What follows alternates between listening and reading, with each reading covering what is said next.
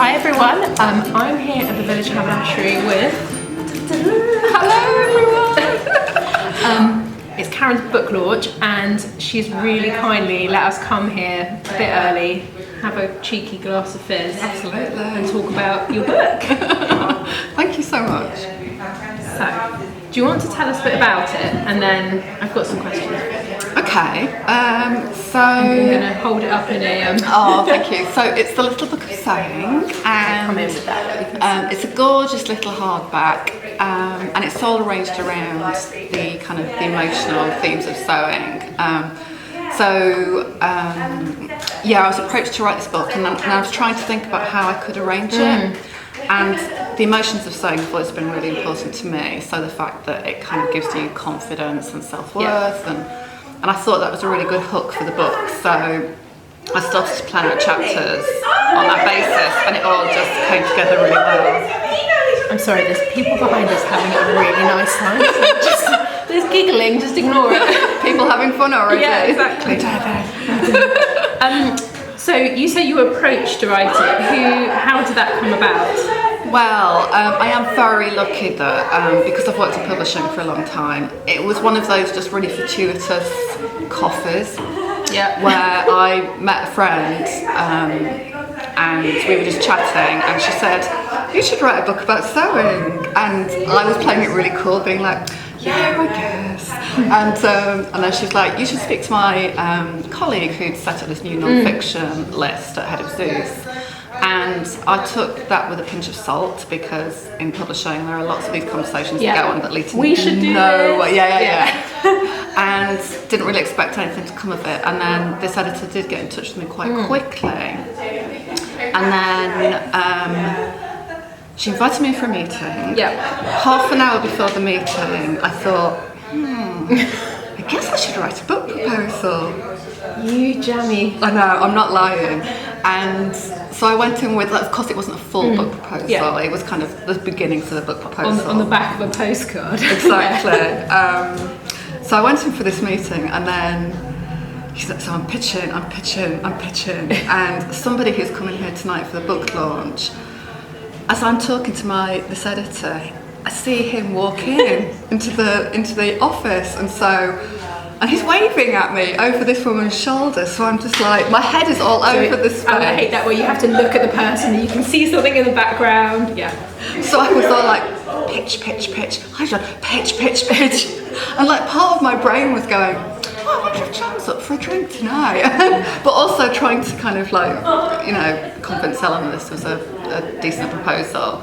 And then, and so that meeting was on literally the last working day before Christmas.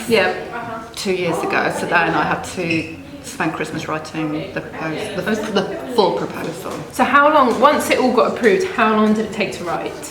So it got approved in January 2018, and it took me 8 months to write, and I agreed with the editor that I would deliver a chapter a month, so that we both felt that it was on schedule, and she didn't have to worry that I wasn't writing when I said that I was writing, and that was a really, really good way of managing the process. Oh, that's nice actually, that you have kind of monthly deadlines. Otherwise it's just a big... Because otherwise you convince yourself that you can write 20,000 words in a week, and you can't actually with non-fiction.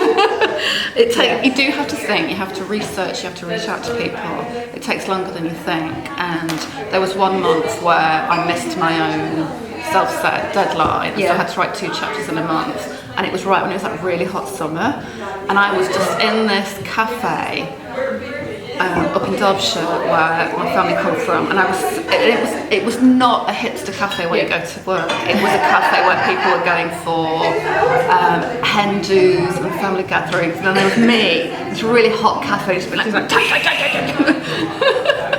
I loved it. I have to say, because I read it this morning, so it's very much in my mind.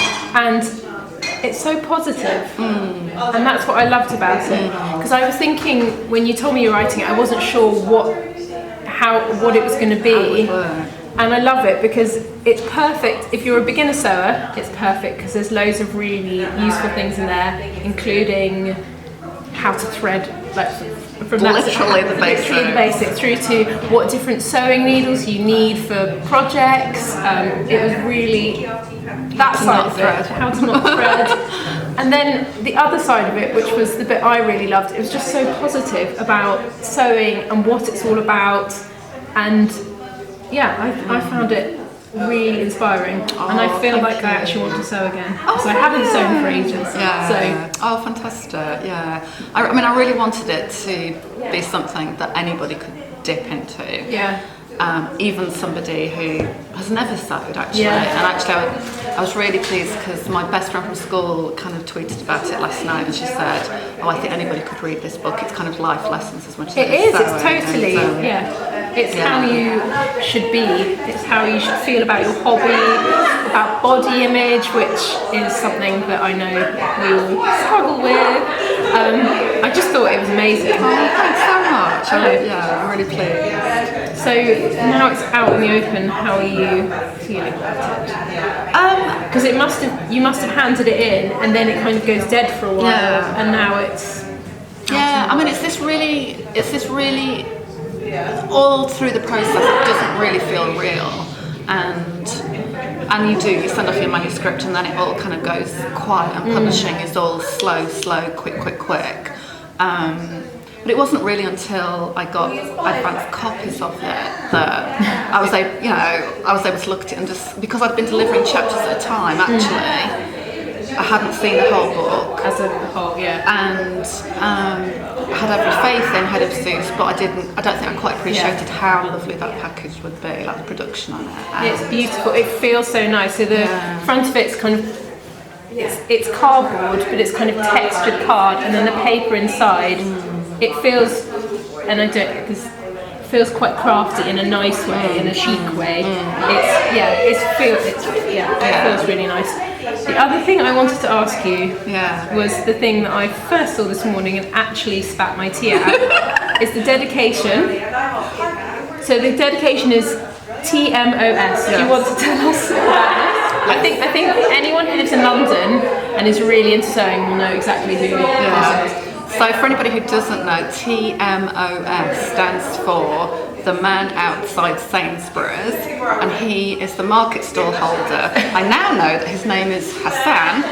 I only know this because I took a copy of the book to give him, and he asked me to sign it for him. So after 8 years of shopping at his stall, I now finally know his name. Anyway, he's given me he's sold me a lot of fabric over the years. I just love that. It's so funny. And he's kind of like the third character on my sewing blog after myself and Ella. So for me, it was just kind of a nice joke that I dedicated it to him. So this is in Walthamstow, and whereabouts in Walthamstow if anyone wants to go? So it's right down at the bottom of the market, outside Sainsbury's. That's easy. Very easy to find. And he does have amazing stuff, doesn't he? I mean, really beautiful, good stuff, and really cheap. I mean, it's literally like going to see a drug dealer, because sometimes he kind of hides the good stuff beneath the stall. So if you ever go and see him, just ask him for the new stuff that he hasn't put out yet. Oh my god, that's inside intel. He'll keep the good stuff back for you. The other thing I wanted to ask about, so there was a bit in the book where you spoke about drinking and sewing, which I think is, cheers. And there's a bit in it that says you shouldn't drink too much while you're sewing, and to ask you a question, to ask you about that. Why should we not drink too much? What happened? I feel like a good thing to say at the time. I don't know. Well, I thought there was this evening where you sort of sewed through your finger and had to I've never had like a real disaster. I think what I found when I drink and sew is that I start to get a bit hasty in my decisions. Yes, slapdash. And I'll think, I'll just, that looks as though it doesn't work, but I'm just going to do it, I'm going to go for it, and it will probably be fine. and then the next morning you're like, why didn't you just put that down and sew it when you weren't drinking alcohol? I agree. I think I can have one. I can have a beer, because that's low alcohol content. Right. And then anything after that. Yeah. There's also the danger of spilling alcohol on. I have been known to use a wine glass as a pattern weight on this. That's living dangerously.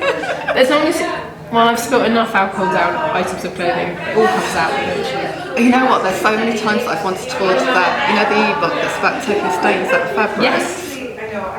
I must get that. Yeah. For things like this. Yeah. The other thing I wanted to ask you is you said that there are two types of people. There are either people who buy fabric and then buy their patterns, or they buy or the other way around. So they buy the pattern first and then their fabric. What do you?